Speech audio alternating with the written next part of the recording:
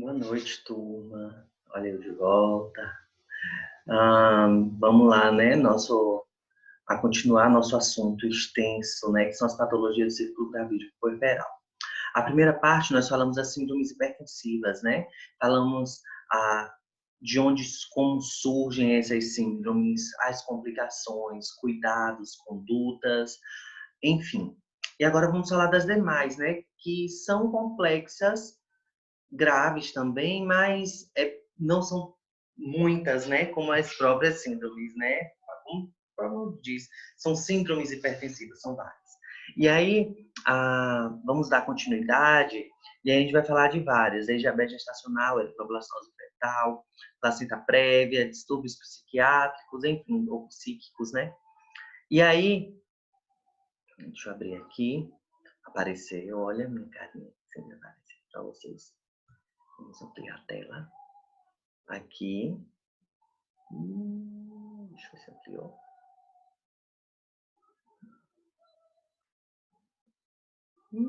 Ampliou, tá bom. Deixa eu ver. Aí, meninas apareceram. Meninas, porque a turma é de meninas, né? Só tem meninas na turma.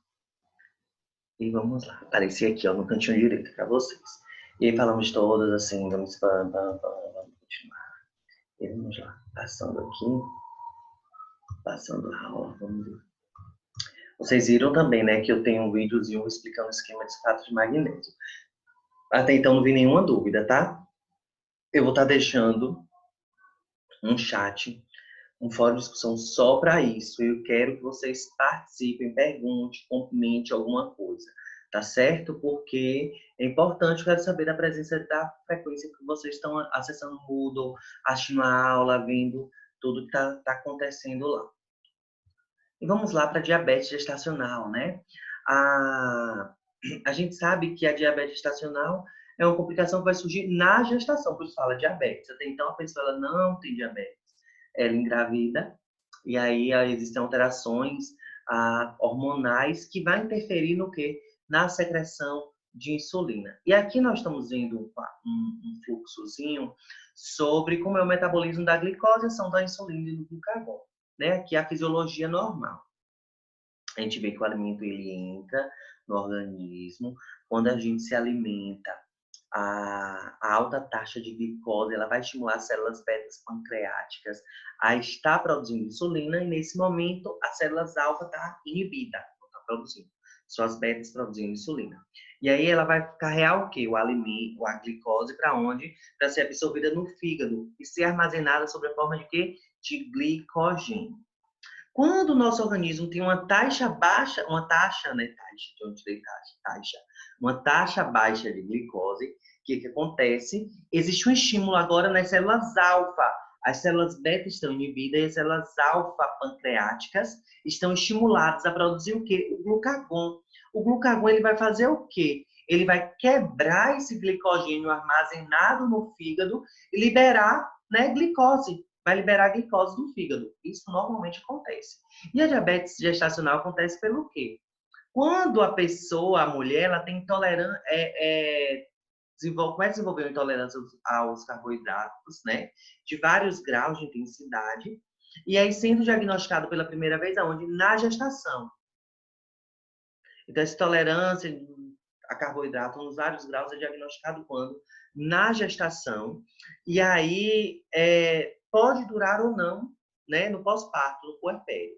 Pode sumir, a mulher pariu, teve seu bebê, pode sumir a diabetes. Como também não pode sumir, pode permanecer. E quais fatores de risco para a diabetes gestacional? Né? Além da intolerância à glicose, a mulher ela vai ter o que também? Deficiência na secreção, sobretudo de quê? De insulina, tá? Ou alteração das células beta-pancreáticas, ou deficiência mesmo, excesso de glicose e não tem quantidade de insulina suficiente ou não produz insulina mesmo. Então, né? Pode ser por essas questões. E quais fatores de risco para o diabetes gestacional? Enrolando eu, gente. Mas vamos lá. Eu já estava gravando outros vídeos para outras turmas. Voltando ao assunto, né? Que eu não perco essa coisa de mania de conversa paralela. sobre os assuntos na aula. Mas voltando aqui, quais os fatores de risco para diabetes gestacional? Mulheres com idade superior a 25 anos, né? E com 35 isso pode se potencializar acima de 35. A obesidade ou mulheres que na gravidez atual ela começa a ganhar muito peso. Todas que têm histórico de diabetes em parente de primeiro grau é um fator de risco. Mulheres baixas também tem um fator de risco. Então, baixas que ganham muito peso, baixas obesas, pronto. Baixas ou obesas, pronto. Aí é uma chance muito grande de adquirir, de desenvolver, né? Desenvolver a diabetes gestacional. E aí, mulheres têm síndrome de ovários policísticos também.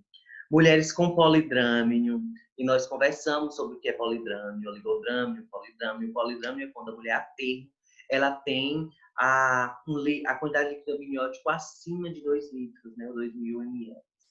Mulheres com hipertensão, que já entra na gestação hipertensa, pode desenvolver diabetes gestacional. Ou com pré-eclâmpsia na gravidez atual também, pode favorecer a diabetes gestacional. E toda mulher também que tiver antecedentes obstétricos de morte fetal, neonatal, bebês macrossômicos ou antecedente de diabetes gestacional, pode desenvolver também a diabetes gestacional. E aí, essa mulher que tem intolerância aos carboidratos, ela desenvolve uma resistência à insulina, consequentemente, né, decorrente dos hormônios placentários. Nós vimos que os hormônios placentários, sobretudo os que surgem, né, com a gravidez, eles vão alterar todos os demais hormônios do organismo da mulher. Nós já conversamos sobre isso. E aí, essa resistência à insulina pode ser o quê? Pode interferir numa baixa produção ou até mesmo o organismo da mulher ele não está adequando, né? Não está adequado à insulina. E o que acontece? A gente tem um aumento da concentração da glicose pós-prandial ou pós-alimentação, né? Então, essa é a fisiopatologia do diabetes gestacional. E dentre sinais, sintomas e manifestações clínicas que essa mulher vai ter, deixa eu só reduzir aqui o quadrinho do canto direito que vocês estão enxergando a minha pessoa. Diminuir, vamos voltar. E aí, o que acontece? Aí tá apertando esse áudio. Então, sede intensa, poliúria, náuseas e êmese também, né? Náuseas, enjoo, êmese, vômito. O aumento, a vontade de comer mesmo. Também nós temos uma coisa, letargia. A pessoa fica letárgica, se sente muito cansada. Além de poliúria, glicosúria também. Outra coisa que mulheres que desenvolvem hipertensão, diabetes gestacional, as gestantes que desenvolvem diabetes gestacional, o que acontece? É comum a quantidade de infecções, né? Infecções, incluindo bexiga, vagina, pele, a candidíase, né? Muito comum. O diagnóstico de diabetes gestacional, além da sintomatologia, das manifestações clínicas, a gente faz pela glicemia casual, né? O teste de glicemia normal. Ou o TOTG, o teste de tolerância à glicose, que nós já falamos sobre ele também, né? Que tem que dar sempre 140 a 199 miligramas por decilitro de sangue, tanto a glicemia casual quanto a TOTG. A glicemia casual é aquela pós-alimentação normal. E a glicemia de jejum, ela tem que dar ela não pode dar maior que 126. Por que não pode dar maior que 126? Porque aí já a gestante pode estar com diabetes gestacional. E acima de 200 também é diabetes gestacional. Mas a gente tem que estar atento. 140, 199 para casual ou TOTG é uma alteração importante a gente estar acompanhando. E para a glicemia de jejum de 110, 125 também é algo importante para a gente estar observando. E quais as consequências, né, para a gestante? Infecções, como eu falei, hipertensão arterial, as DEGs, né, que eu já falei para vocês, pode ser DEG, pode ser síndromes hipertensivas, distúrbios hipertensivos, enfim. Partos pré-termos, partos cesarianos também, menor perda de peso no pós-parto. Mulheres que desenvolvem diabetes gestacional podem ter uma maior possibilidade de não conseguir perder peso no pós-parto, tá? Aumento de peso, vasculopatias, né? Patologias vasculares, nefropatias e retinopatias. Para o feto, o bebê, a glicose ela vai passar via placenta, pode fazer que esse bebê seja macrossômico, ele cresça muito e depois esse bebê venha ter uma hipoglicemia. Também a gente está atento ao tratamento durante a gestação, né? Controle glicêmico rigoroso, a dieta é extremamente importante. Insulinoterapia, se ela não conseguir atingir os parâmetros considerados bons, né? Para jejum, 105 miligramas por decilitro, pós-prandial no TOTG menor ou igual a 155, a gente tem que estar atento. Elas não podem tomar hipoglicemiantes orais de modo algum, porque ele vai reduzir a glicose de modo muito forte. E tem as contraindicações com interações também, e, sobretudo, pode estar interferindo também na rigidez, né? Gravídica, ou seja, fazer com que a gravidez não fique rígida, não fique saudável. Exercício aeróbico é importante, hidroginástica, caminhada, se não houver contraindicação, exercício de baixo impacto, para ter um gasto calórico durante a gestação. Se o bebê for macrossômico, a depender de como está a pelve da mulher, abertura do canal vaginal, PDD, dilatação, PDD, ela pode fazer um parto, pode fazer não, é indicado o parto cesáreo. No parto, a macrossomia fetal ela é esperada, então vai optar geralmente pela cesariana. A mulher, a gente tem que estar atento que ela pode fazer cetoacidose diabética e como hipoglicêmico por conta do gasto de energia que ela vai acabar fazendo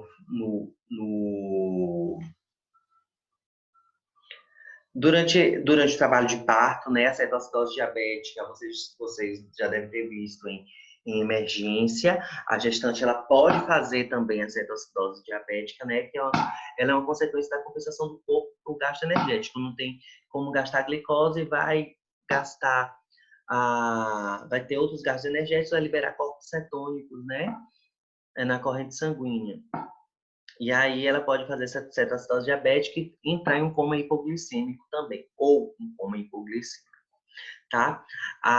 É interessante durante o parto preferir a administração de insulina regular endovenosa se necessária, né? Às vezes a infusão com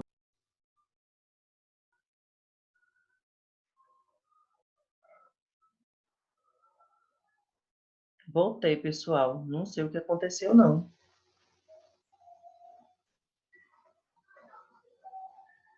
Oi, gente. Não sei o que aconteceu, viu, pessoal? Deu uma travadinha aqui e aí parou tudo. Eu vou olhar depois, conferir, tá? Então, voltando. Então, são essas situações que podem acontecer durante o trabalho de parto. Acho que a internet tinha caído, tá? E a glicemia ela tem que ser acompanhada também. E qual o plano assistencial específico, né, no pós-parto? Controle glicêmico, não só no pós-parto, mas durante o ciclo gravídico puerperal. Controle glicêmico, orientar a ingesta hídrica, orientar a dieta, cuidados na administração de insulina, tem que ser a quantidade de unidades internacionais exata, né? A mais a gente pode estar fazendo complicação, a menos a gente pode manter também o índice glicêmico alto da mulher, então não é interessante nenhuma das duas coisas. Atentar para exames laboratoriais, como sumário de urina e glicemia, né? E ultrassom obstétrico para estar avaliando o peso fetal. Monitorização da vitalidade fetal, a gente já observou, nós já falamos que a monitorização da vitalidade durante todo o pré-natal é extremamente importante, né? E se dá de várias formas, desde a questão do uso do PNAE sonar, mais as manobras de Leupold. Estimular o aleitamento materno no pós-parto. Normalmente, o aleitamento não é contraindicado. E manter o controle glicêmico no puerpério. Aí, às vezes, ela vai ter que seguir uma dietinha. Vai ter que seguir, não, tem que seguir uma dieta, né, para controle. No pós-parto e no plano de alta, o controle domiciliar glicêmico a gente vai ter que orientar, fazer a a referência, e nesse caso a contra-referência, né? Porque na unidade básica de saúde ela precisa ser acompanhada. Desculpa, gente.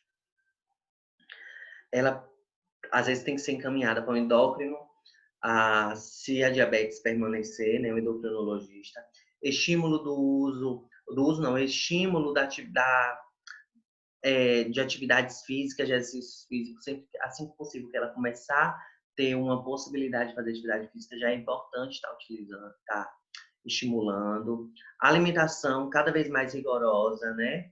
É uma balanceada, rica em nutrientes e com pouca glicemia, pouco teor glicêmico. E se ela estiver fazendo uso de insulina, a gente tem que explicar o rodízio, né, dos locais que se aplica e como fazer a autoaplicação em domicílio. E aí agora nós vamos para um próximo tema, né, para um próximo doença ciclográfica puerperal, mas principalmente interfere no bebê, que é a eritroblastose fetal. A gente sabe que a eritroblastose fetal, ela é um problema decorrente do quê, gente? Decorrente da isoimunização da mulher. Como assim? A mãe, ela é RH negativo, ela engravida de um homem RH positivo e o bebê, ela vai gestar um RH positivo. E o que acontece na eritroblastose fetal? As hemácias, a eritroblastose, ela não vai acontecer na primeira gestação. É a partir da segunda. Por quê?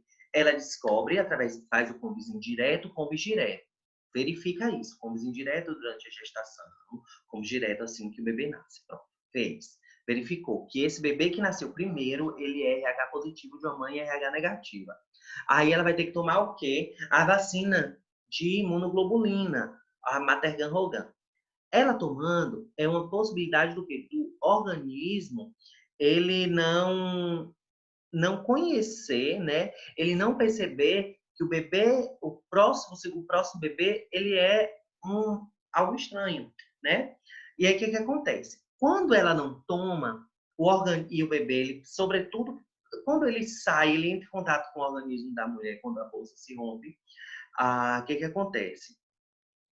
Ele entra em contato com as estruturas, né, do organismo da mulher. O que acontece? Nasceu esse bebê, ele entrou em contato. Pronto. O organismo da mulher criou anticorpos RH negativo, né? E esses anticorpos RH negativo, como é que fala?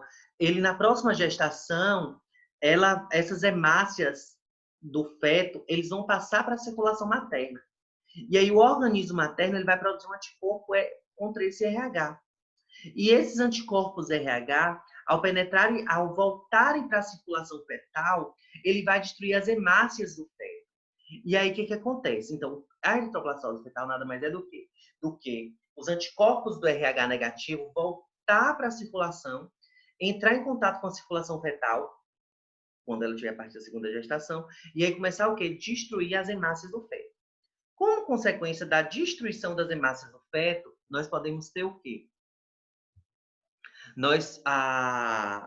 Esses glóbulos vermelhos, quando forem destruídos, pode levar, né, a complicações graves, né, como principalmente o quê? A morte. E a eritroblastose fetal, que é essa destruição das hemácias, a gente sabe que toda hemácia, quando ela é degradada, ela leva o quê? Ao aumento de enzimas hepáticas. Ela sendo degradada demasiadamente, né? Ela vai levar o quê? Ao aumento do nível de bilirrubina, causando uma hiperbilirrubinemia também. E aí a gente vê que esses glóbulos vermelhos fetais ao serem destruídos, eles vão causar anemia ao feto, né? Além do aumento da bilirrubina e da hiperbilirrubinemia, né? Caso ele não morra. Mas esse bebê, ele pode ter o quê? Esse feto, ele pode vir a ter anemia fetal, que pode levar como consequência a eritroblastose fetal, ter toda essa complicação, né? De anemia fetal, aumento de bilirrubina sérica e hiperbilirrubinemia, né? E quando esse bebê nasce, muitas vezes, se ele nascer vivo, nasce complicações e também com a questão da icterícia. E qual a atuação da enfermagem no pré-natal? Tipagem ABO-RH, informar a gestante, anotar no cartão, solicitar teste de convívio direto, mesmo dando negativo na 30ª semana, tem que repetir, principalmente, ou no 3º trimestre, tem que repetir. Se o resultado for positivo, pré-natal de alto risco. Se continuar negativo, claro, vai ser negativo, mas aí o bebê nasce, a gente faz o teste de Combis direto, né? Tem que fazer. Mas dando positivo ainda durante a gestação, pré-natal de alto risco. O Combis indireto da gestante negativo, né? Se esse Combis indireto da gestante é negativo, a puérpera, né? Ela deverá receber até 72 horas pós-parto a vacina de imunoglobulina anti-RH positivo. Para quê? Porque essa vacina de imunoglobulina não reconheça o futuro bebê como um agente estranho. Se o Combis indireto da gestante der positivo e o RN do RH é positivo e tem um teste de Combis direto positivo, não precisa de imunoglobulina, o RN deve ser cuidadosamente avaliado e a gente só verificar se pode ter a doença hemolítica ou não, anemia hemolítica ou não. Porque a gente sabe, né, essa anemia hemolítica pode ser consequência da eritroblastose. A imunoglobulina anti-RH positivo deve ser administrada até 72 horas em mulher RH negativo. Sempre quando ela tiver uma gestação, mesmo que ela tiver um parto, né, tranquilo, ela tem que receber. Em outros casos, como situação de gestação ectópica, porque gestação ectópica, se o bebê, né, for RH positiva, ela é RH negativa, também ela tem que tomar, porque é para prevenir a complicação, principalmente do segundo bebê. Situação de abortamento, amniocentese, enfim. A mulher RH negativo, ela deve ser orientada sobre o processo de sensibilização por RH e a importância, né, da injeção profilática da imunoglobulina. A história prévia dos resultados das gestações anteriores de mãe RH negativa é importante para a atuação da equipe de enfermagem. A enfermagem ela deve apoiar emocionalmente a gestante RH negativa sensibilizada, deve orientar nas maneiras de tratar o RN, caso haja necessidade de cuidados especiais. Tá? Vamos à próxima, né? A hiperêmese gravídica. A hiperêmese são vômitos contínuos, né? E intensos que impedem a alimentação da gestante e vem a ocasionar a desidratação oligúria. Por quê? Porque o excesso de vômito, ela vai perder eletrólitos, vai perder líquido, né? Ela vai desidratar, vai fazer oligúria, pode fazer perda de peso, ter transtornos metabólicos, ela pode fazer como consequência, né, um distúrbio hidroeletrolítico, entrar em choque. Ela pode fazer insuficiência hepática, renal, neurológica, enfim. Os vômitos, a gente tem que ter uma coisa também importante estar falando. Os vômitos tardios na gravidez não devem ser confundidos com hiperêmese gravídica.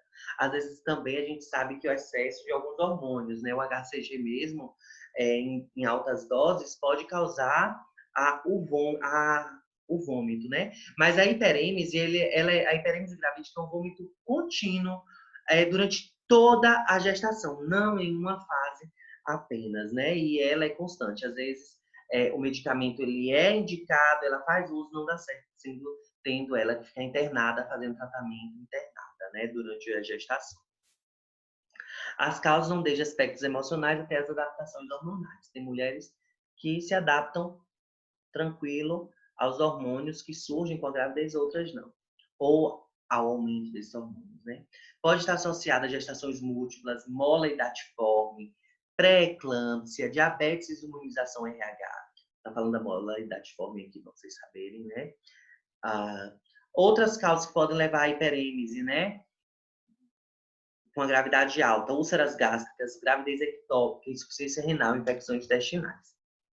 A molidatiforme é chamada de gravidez molar, também chamada de doença trofoblástica gestacional. O que acontece? Depois da fecundação, o zigoto ele não recebe o cromossomo da mãe. Ele apenas recebe o cromossomo do pai. E essas células começam a virar uma bagunça. Né? Começa a ter a divisão, depois elas se desenvolvem de modo bagunçado, alterado. E aí esse zigoto deficiente dos cromossomos da mãe, ele vai ser implantado normalmente lá no organismo dela, só que ele vai começar a crescer com uma célula neoplásica, né? Porque são células diferentes do organismo, células alteradas, como alteração celular, então células neoplásicas, né? E aí, o que isso vai acontecer? Vai levar uma quantidade extremamente alta de produção de hormônio HCG. Aí ela pode vir a ter o quê? Uma hiperêmese. E aí, o que que acontece? Além da hiperêmese, claro, essa gestação molar ou a mole datiforme tem que ser retirada. Ali não tem feto, não tem nada. São emaranhados de células que vai causar malefícios tanto dessas desordens de hiperêmese quanto estruturais a nível que a nível útero, né? A nível do útero da mulher, dentre outras complicações. Tem mulheres que após isso podem, né?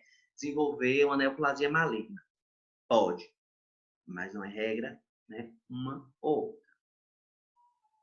Alguns estudos dizem que pode ser que muitas vezes surja a mole datiforme, porque dois espermatozoides fecundaram um único óvulo e produziu também um zigoto deficiente. Vou mostrar para vocês aqui o que é essa mole datiforme, né? Assim, esse emaranhado de células aqui, que vocês estão vendo surgir. Não tem nada de feito. Gente, gestante, viu que foi percebido que houve mole datiforme através das ultrassons. É retirar essa célula mesmo, porque a gente sabe das complicações seríssimas que tem. Não é feto isso não, viu, gente? Então, a mole datiforme, também chamado, como eu disse para vocês, neoplasia, tumor usualmente benigno e vulgar, que se desenvolve a partir de tecido placentário em fases precoces da gravidez e que o embrião não se desenvolve normalmente, tá? Que muita gente vai falar, meu Deus, tem aborto. Não, não é questão de aborto. É questão que aquilo não é um feto, são células que devem ser tiradas. O tratamento, apoio psicológico, ações educativas desde o início da gravidez, reorientação alimentar, né? Aqui eu estou falando apoio psicológico na questão da mulher, voltando aqui a hiperêmese gravídica, viu? Voltando à hiperêmese gravídica, o apoio psicológico, ações educativas, nas situações de EMS persistente, prescrever drogas antieméticas por via oral ou intravenosa, além de hidratação, né? As drogas antieméticas, nós temos a metoclopramida, o dimetidrato, Dramin. O primeiro é o Plasil, o segundo é o Dramin. E nós temos as injetáveis também, que podem estar sendo administradas, né? As mulheres, as gestantes com hiperêmese que não responderam à terapêutica inicialmente instituída, ou quando a unidade de saúde não tiver disponibilidade para estas medidas, tem que se fazer a internação e a gestante ela deve ser encaminhada imediatamente para um hospital de referência. Vamos continuar agora, continuando. Ainda faltam mais 3 para a gente concluir esse assunto. Placenta prévia. Eu já comecei a falar para vocês da placenta prévia, que é o a implantação viciosa da placenta. Eu já expliquei para vocês, deixa eu pegar aqui o mouse. A placenta, ela deve ser implantada, olha o mouse aqui, na porção média superior da onde? Do endométrio, do útero. E à medida que a gestação desenvolve, essa placenta vai o quê? Vai subindo. Então, esse é o local correto. E aí, ela implantando no local correto, quando o bebê nasce, ela vai descer sob o mecanismo de quê? De Valdeloc? Schutz, sobre a forma de guarda-chuva. Primeiro ela sai, depois vem o sangue. A placenta prévia é uma complicação. Geralmente é indolor, a mulher não sente dor. A placenta, ela está implantada onde? Geralmente, na porção inferior do endométrio, tapando parcialmente ou totalmente o quê? O colo do útero. E aí, no momento da gestação, o que acontece? A placenta, ela sai primeiro e extravasa-se o sangue primeiro também. E aí, durante essa gestação, a placenta se move conforme o útero se distende, cresce, ela vai subindo, né? A placenta ela fica mais baixa na porção medial e vai, à medida que a gravidez progride, vai subindo, como eu falei. No terceiro trimestre, a placenta ela deve estar onde? No topo do útero, na parte bem superior mesmo. De modo que o colo do útero esteja bem o quê? Claro, tem um caminho aberto para o parto. Se a placenta está muito próxima do orifício interno do colo uterino ou está implantada parcial ou totalmente sobre ele, é uma condição conhecida como placenta prévia, placenta baixa.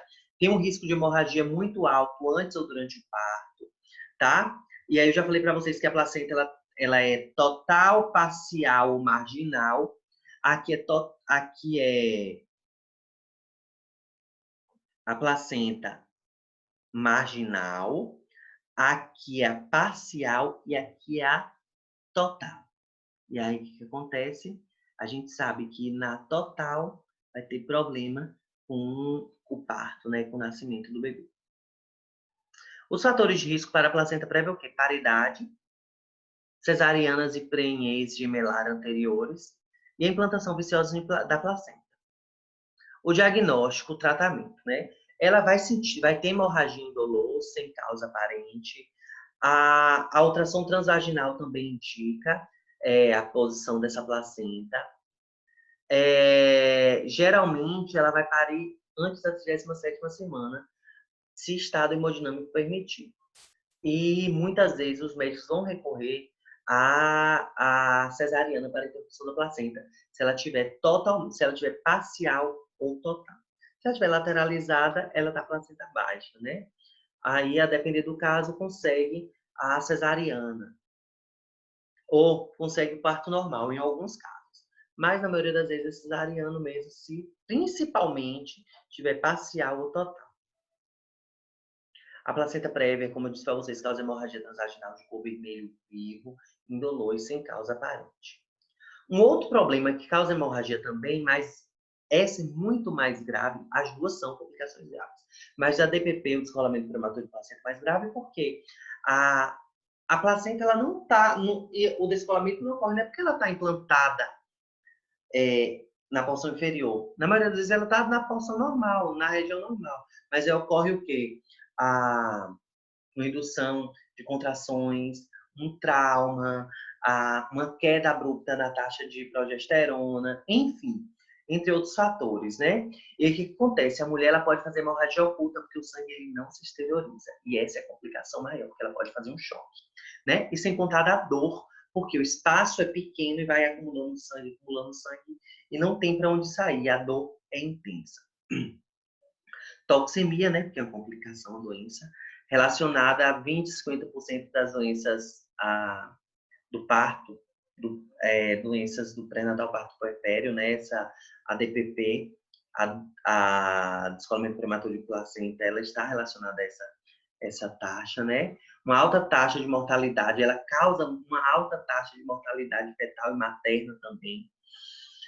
O sangramento vaginal, ele é bem pouquinho mesmo.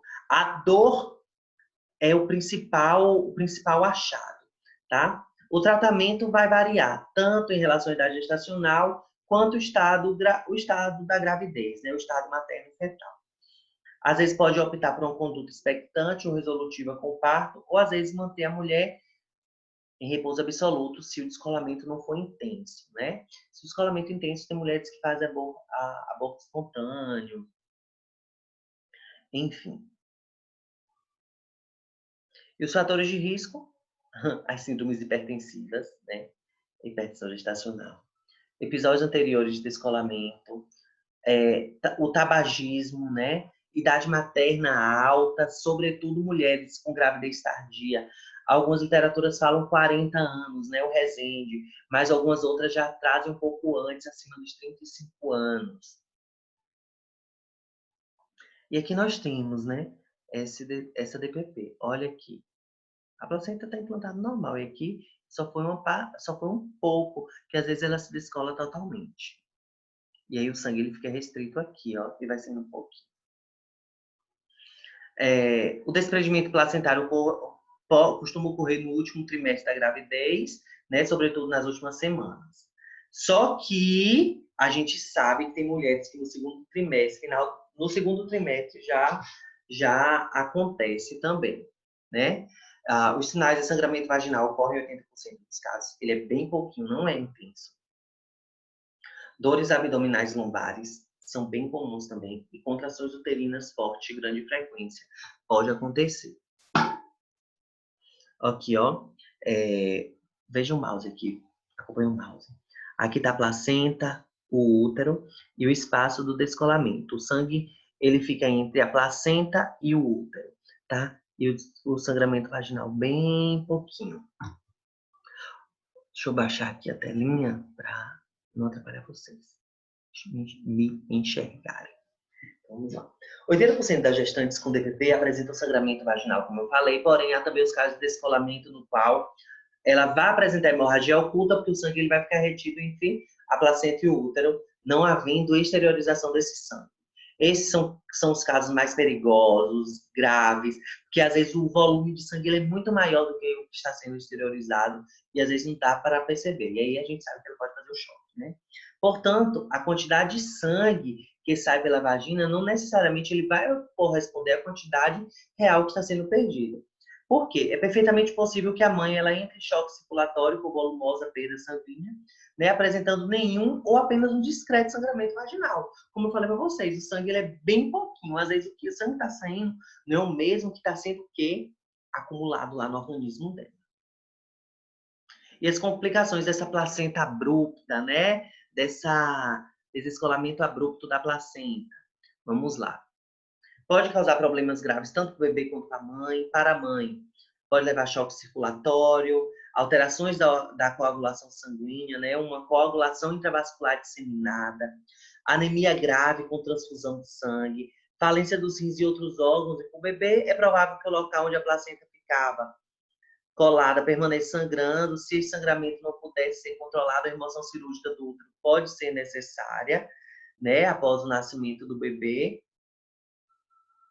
Isso pode acontecer em mulheres que fazem esterectomia e bebês mesmo que podem nascer com complicações, né, pela prematuridade ou mesmo termos uma morte fetal. E por fim, as patologias psíquicas, né?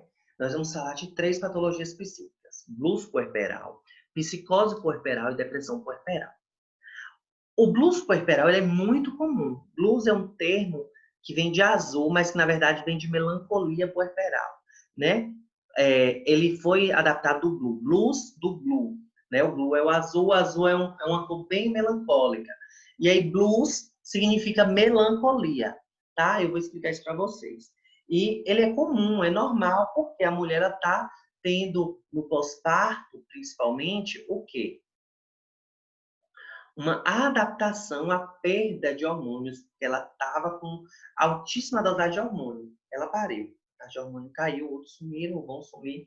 E aí a gente sabe que os hormônios eles interferem também no sistema emocional, né? E da mulher, porque vai interferir também nos hormônios tireoidianos e do eixo hipotálamo hipófise, né? E isso interfere nessa questão. Então, o blues ele é normal. Os primeiros 15 dias, 20 dias, a mulher tem uma tristeza, chorar por tudo, sem motivo, mas ela ama o bebê. Ela tem um sentimento de amor e não quer prejudicar, pelo contrário. É um cuidado além, né? Quer cuidar, cuidar, cuidar e chorar, chorar, chorar. É a melancolia puerperal. Mas a depressão puerperal, ela já é uma complicação muito grave, tá? Porque ela ocorre logo após o parto. A mulher ela começa a desenvolver sentimento de tristeza, de desesperanças. Muitas novas mães experimentam alterações de humor, crises de choro após o parto, que vão sumir, que vão, na verdade, se acentuando rapidamente, né? Vão ficando mais fortes de modo muito rápido. Existe e outro fator também, além disso tudo, né? Além dos fatores genéticos, ou que ela já tem problemas psiquiátricos antes da gestação, ela pode ter desenvolvido antes da gestação e pode ter complicação de depressão pós-parto, ou as alterações hormonais intensas também, decorrentes do término da gravidez, pode causar a depressão pós-parto. Algumas mães experimentam esses sintomas com mais intensidade, outras menos. As menos não desenvolvem querer fazer nenhum mal ao bebê. Mas as que desenvolvem, têm essa intensidade de tristeza, pode desenvolver a depressão pós-parto. Pablo, e a depressão é o quê? É matar? Muitas vezes não, deixar o bebê chorando, com fome, ele fez xixi, cocô, não querer trocar, e não querer sair da cama, e não querer trocar, e não querer olhar para o bebê. Ocorre durante a gestação a queda drástica, né, de estrogênio e progesterona. E por si só, pode contribuir para o quadro de depressão, porque já vai causar melancolia e pode causar depressão. Tem mulheres que não desenvolvem melancolia, mas a maioria desenvolve, tá? Que é comum, não é grave, é normal. Os hormônios da glândula tireoidiana podem cair bruscamente, podem aumentar o cansaço, a sensação de tristeza.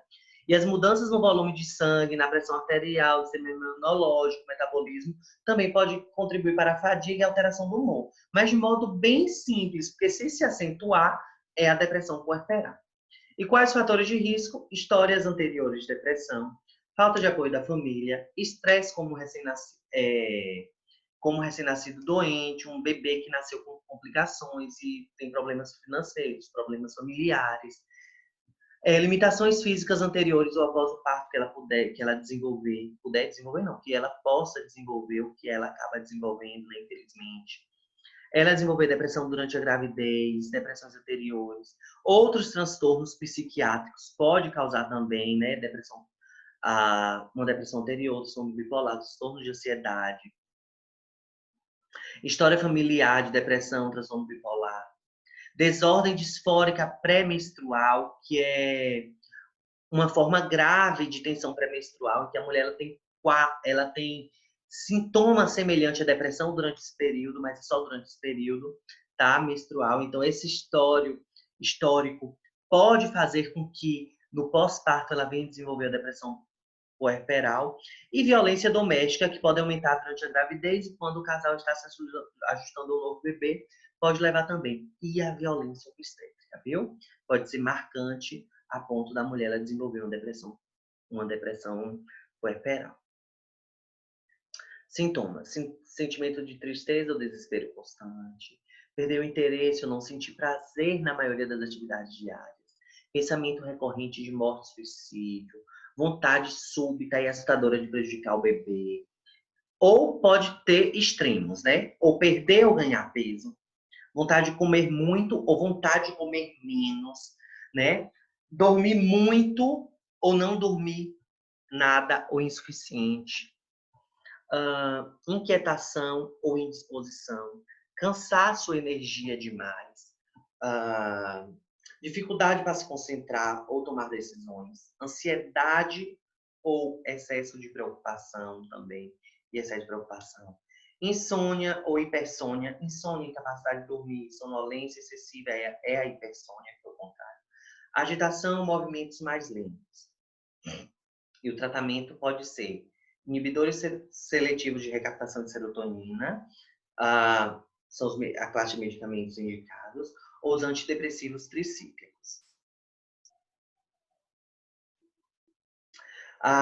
Dentre esses medicamentos, né, usados no tratamento de síndromes depressivas, transtorno de ansiedade, temos a fluoxetina e sertralina, porque vai aumentar a concentração extracelular da serotonina, inibindo a sua recaptação pelo neurônio. Então, a serotonina ela vai ficar na fenda sináptica e vai favorecer o quê? Processo de transmissão do impulso neuronal. Se essa serotonina ela não fica na fenda sináptica, ela volta sendo recaptada pelo neurônio, a gente tem pouca serotonina e aí a gente tem uma alteração neuronal. Quais são esses medicamentos? Fluoxetina e sertralina. Dentre os antidepressivos tricíclicos, nós temos a amitriptilina e clomipralina, né, que bloqueiam os transportadores dos neurônios pré-sinápticos, bloqueiam os transportadores de noradrenalina, serotonina e dopamina também, tá? A psicoterapia é extremamente importante e a terapia hormonal, muitas vezes, né, a terapia com uso de hormônio, muitas vezes neutraliza a queda rápida dos níveis de estrogênio, mantendo eles estáveis, auxiliando os sintomas de depressão pós-parto na mulher. E esse é o mais grave que eu vou falar, que é a psicose puerperal, né? Ela é muito grave. Nesse momento, o bebê, tem mulheres que têm que ser afastadas do bebê por muito tempo ou sempre, né? O tratamento ele é imediato, iniciando muitas vezes no hospital. Os sintomas geralmente começam durante as primeiras 3 semanas após parto, né? E quem vai ser suscetível à psicose puerperal? Mulheres que já têm distúrbio bipolar, histórico de psicose pós-parto, mulheres que têm depressão, histórico de depressão, pode desenvolver a psicose puerperal também, né? E os sintomas são mais graves, são semelhantes à da depressão, só que são muito mais graves e vão gerar outras questões, como alucinação, por exemplo, e delírio, tá? A mulher ela vai sentir desconectada com o seu bebê, com as pessoas ao seu redor, ela não tem conexão nenhuma de sentimento, de nada. O sono dela vai ser perturbado, mesmo que o bebê esteja dormindo. Muitas mulheres, mesmo o bebê dormindo, ela quer matar o bebê por conta da psicose. E daí a gente não pode julgar, porque ela tem que ser separada. Então o médico tem que ser muito bom para perceber isso, tá? E orientar a família, e trazer a família e estar afastando. Pensamento extremamente confuso e desorganizado, com risco aumentado de prejudicar o bebê e a si mesma ou a qualquer pessoa. Então ela é um risco, né? Ela em si é um risco ambulante para ela e para todos ao seu redor. Ela tem comportamentos bizarros, estranhos, alteração de humor muito forte, agitação e inquietação muito extrema, alucinações que eu falei para vocês que interferem no sistema sensorial, tem alucinações decorrentes de alucinações visuais, auditivas ou olfativas, né? Pode ter de contato também, né? E delírio, ela criar uma realidade que não existe, né? Um pensamento que não se baseia na realidade. E a alucinação, ela pode ver coisas, ouvir coisas, sentir cheiros e pegar em coisas que não existem. Quando a segurança da paciente está garantida, uma combinação de medicamentos, como os antidepressivos, antipsicóticos, estabilizadores de humor, eles geralmente são usados para controlar os sintomas. Em último caso, é contraindicado, mas aqui, a gente sabe que a eletroconvulsoterapia ela não tem sido utilizada mais, né? Tem sido proscrita, contraindicada, mas a gente sabe que, infelizmente, algumas pessoas, alguns psiquiátricas ainda utilizam, então recomendam em últimos casos, né? Só estou colocando aqui que pode ser recomendado, mas que não, a gente já sabe que já é desencorajado esse uso, não tem sido utilizado logo depois da reforma psiquiátrica, quando ela foi adotada no Brasil, a reforma psiquiátrica mundial e quando ela veio para o Brasil também. E como eu falei, o tratamento para psicose pós-parto pode afastar a mãe do bebê por muito tempo e a amamentação pode ser difícil, muito complicado. Não é que a mulher é contraindicada a amamentar, mas por conta do tratamento. Primeiro, por conta do risco que ela pode causar e dos medicamentos utilizados, né, que podem passar para o leite materno. E agora o blues puerperal, para a gente concluir que a melancolia puerperal, o blues é tristeza, melancolia, são mulheres que acabaram de ter bebê, costumam chorar sem motivo, uma tristeza inexplicável, mas, assim, ela ama muito e não quer prejudicar o bebê de jeito nenhum, pelo contrário, é um cuidado exagerado, como falei. É normal o blues puerperal, é esperado, dura no máximo 2 semanas, às vezes, né, pode durar uns 21 dias, né? E não significa que ela esteja sofrendo depressão pós-parto, como eu disse para vocês. Ele está ligado às mudanças hormonais também, mas de um modo bem mais tranquilo. E à medida que os hormônios vão se estabilizando, o organismo da mulher vai se readaptando à taxa hormonal atual, vai sumindo a tristeza. E à medida que ela produz leite materno também, né? Interessante, o blues vai surgindo, porque o fato dela amamentar estimula ela e dá um ânimo maior e ela vê, porque o bebê depende dela, né? Então ela quer estar cuidando do tempo. No início ela pode ter aumento no apetite também. E como eu disse, preocupação excessiva com o bebê é o mais esperado, ansiedade, nervosismo, ter dificuldade de concentrar, dificuldade de dormir, cansaço, vontade de chorar sem motivo, tudo isso são as complicações, são a sintomatologia. E aqui são as referências, vocês podem estar estudando sobre elas. Vou deixar um fórum de discussão, vocês precisam entrar nesse fórum, deixar as dúvidas. Eu vou estar tirando sempre nos horários das aulas, tá? Vai estar aí para vocês estarem estudando e um resuminho de leve que eu vou estar pedindo. Na verdade, nem é o resuminho. Na próxima quinta-feira, no horário da aula, eu estarei, tá? No Moodle, no fórum, no chat, tirando dúvidas. E ao decorrer da semana que você estiver estudando, você pode mandar seu áudio para a Adriana, e a Adriana vai estar me encaminhando seu áudio ou sua mensagem com dúvida, e eu vou estar tirando também, tá certo? Não só desse assunto, mas das síndromes hipertensivas também. Um beijo e até a próxima. Fiquem isolados, fiquem em casa, não saiam, não façam festas para a gente sair logo dessa quarentena. Um beijo.